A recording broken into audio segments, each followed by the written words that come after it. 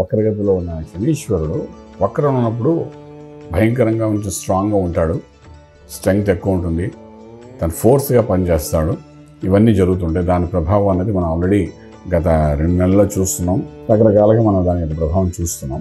అంటే నవంబర్ 28 నుండి వక్ర త్యాగం అయిపోతుంది శనీశ్వరుడు. అప్పుడు నార్మల్ మోషన్లోకి వస్తారు. నార్మల్ మోషన్లోకి వచ్చి మళ్ళీ ముందుకు ప్రయాణం చేస్తారు. ముందు ప్రయాణం చేయడం అంటే ఇంక నెక్స్ట్ లెవెల్కి వెళ్ళడం అనమాట.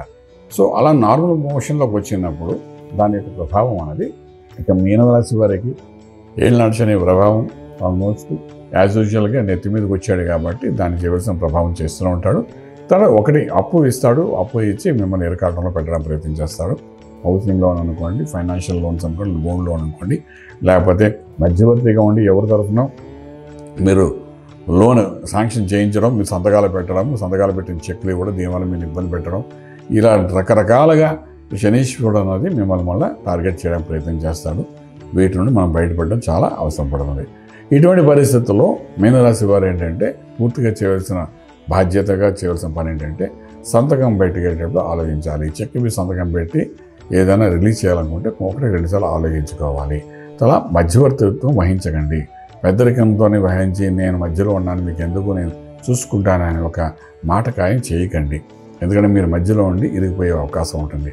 మీ యొక్క మాటను చూసి మిమ్మల్ని దృష్టిలో పెట్టిన ఎవరైనా ఒక 10 లక్షలు అప్పు ఇచ్చారనుకోండి, ఒక వ్యక్తికి మీ సొంత చుట్టాలుగా అన్నదమ్ములు కానీ అక్క చెల్లెలు కానీ ఇచ్చారనుకోండి, ఖచ్చితంగా ఈ సమయంలోగా మీరు మధ్యవర్తిగా ఉండి ఇప్పిస్తే మాత్రం ఆ డబ్బులు మీకు రావు, నష్టపోయే అవకాశం బాగా ఉంది.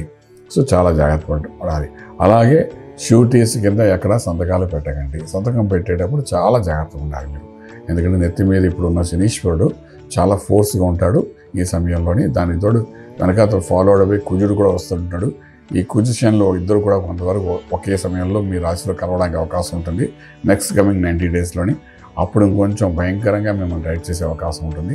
అంచేది ఇప్పటి నుండి కూడా వీలైనంత వరకు మీరు ఏంటంటే ఈ సంతకాల వ్యవహారాల్లో జాగ్రత్త పడండి. కోర్టు వ్యవహారాల్లో కూడా కొంచెం ఆచితూచి వ్యవహరించండి.